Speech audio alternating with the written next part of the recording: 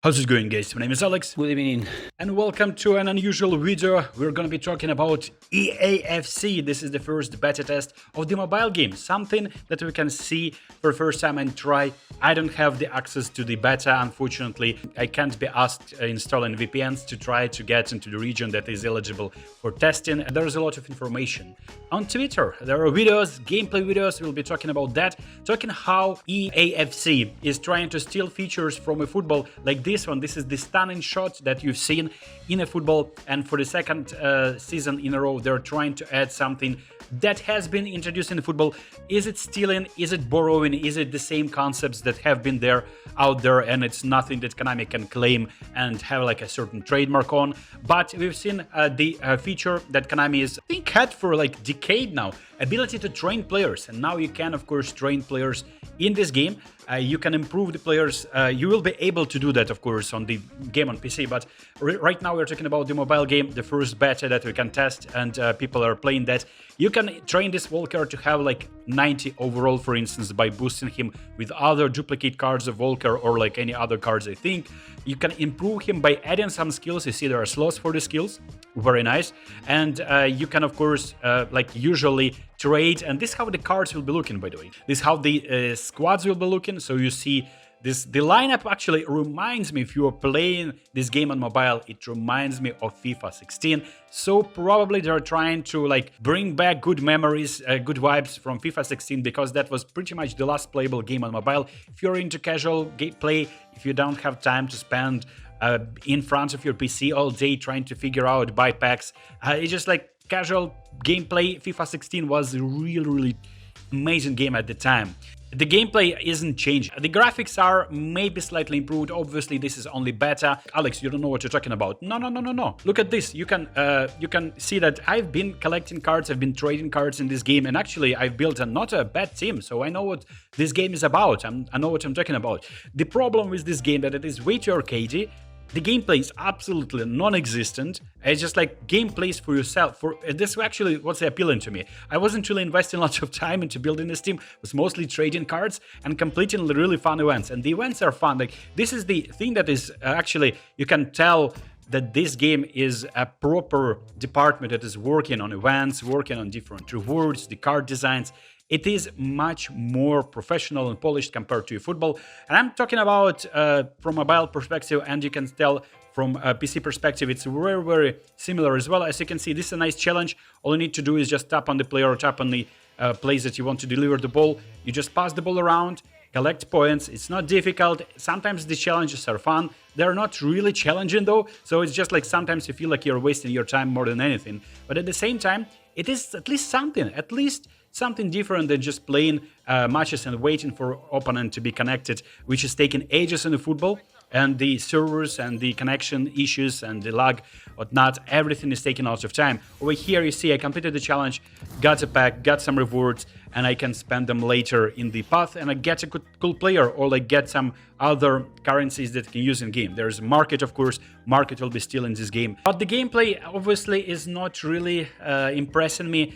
I feel like it is a little bit slower. Maybe that's because of the stats of the players. You see the shot was taken and the celebration is the same as it is in FIFA. And you see the improvement in the graphics is pretty, I don't see anything. There are obviously emoji, you can share it during the game, which is actually a very cool feature. If you haven't played FIFA on mobile devices, you can share emoji during the game when you're playing against an online opponent.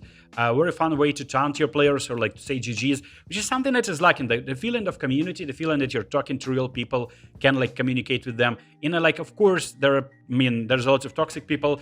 Some games want to like make sure that you're having great experience with the game, so they're like kind of limiting the possible interaction with other people. But at the same time, if you're playing with friends, you want to have some banter. On the football, it is impossible unless you're like connecting via other means like Discord, for instance. And you can join my Discord, by the way, as well. The links are in the description. But in this game, there is more to that. You can have leagues, you can chat with people from your league, and you can add people as a friend, I think. All of these features are non-existent in eFootball. So this feeling of community, the market as well, where you can buy a card, sell a card, like it feels like you're being rewarded for smart choices when you're transferring a player in, transferring a player out before a new pack comes out. It's like a game within a game. something that is really lacking in eFootball, and I don't know if they're going to be dropping that come September when eFootball 24 will be released, both on console and mobile. But definitely this game doesn't feel like a much of improvement compared to FIFA Mobile this year, that will be probably lasting for one more year. The downside for FIFA Mobile, and you can see this like a stunning shot kind of thing, downside for this game is that you don't get to carry over your rewards, but I wasn't really expecting that to happen. I was like casually collecting rewards every day and maybe collecting cards more than anything. But if people are going into the game and trying this game next season, when you're trying EFC Mobile, for instance, you won't be able to carry over all of your currencies, cards, even though like they're being limited. For instance, in eFootball you can do that, but they're being limited by the contracts. But at the same time, the gameplay is incomparable. Like you can score unbelievable stunning shots in eFootball.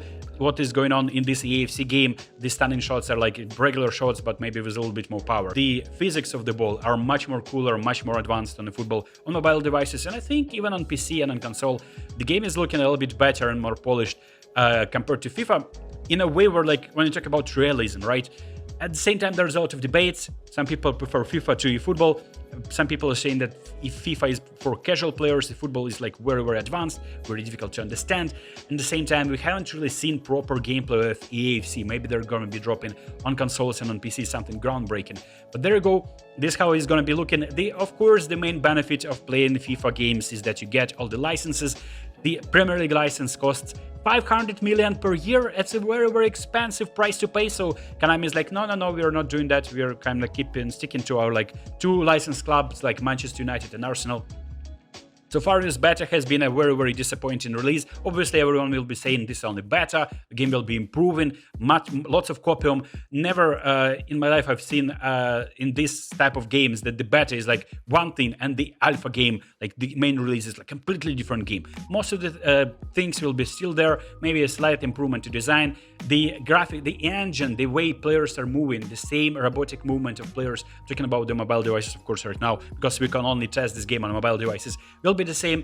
And if you're into that, some people are just don't mind that. Some people just like even don't play the game, like simulate games in online and then play some challenges, fun challenges, collect rewards, get some cards, or like trade cards on the market. It's like a completely different game, which I was like, you saw I have billion coins and I wasn't really even investing lots of time. I just like log in once or twice a day and trade players pretty much. So there you go. This is like a FIFA mobile news account. They're talking about new controls and scoreboard. Is this like really the improvement that people who were playing this game were waiting for? I kind of doubt. I think that people were waiting for something more significant. The menus are cool. The cutscenes and the end of screens like after the games and even the pack opening animation is the same thing as it was last season. It's just like different graphics.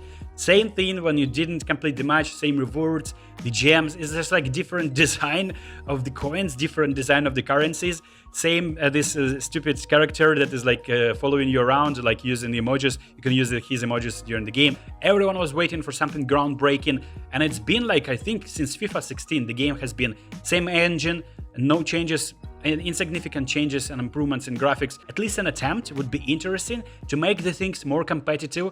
And I mean, I understand there are levels to this game, but this is the only chance, the chance that they can use and maybe improve or like try to engage more people on different platforms, mobile, console, PC, and maybe become an actual force to be reckoned with for EA.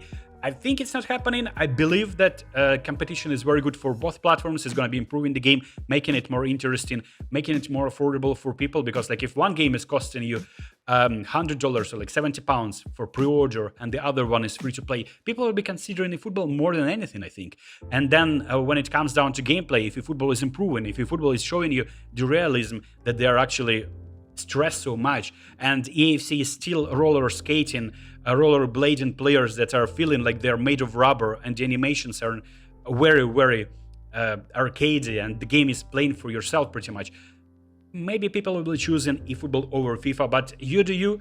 Let me know in the comments what do you think about this game, what do you think about the beta, have you tried it, will you be trying that, and what do you think overall about the upcoming releases in August and September, and I'll see you next one. Peace!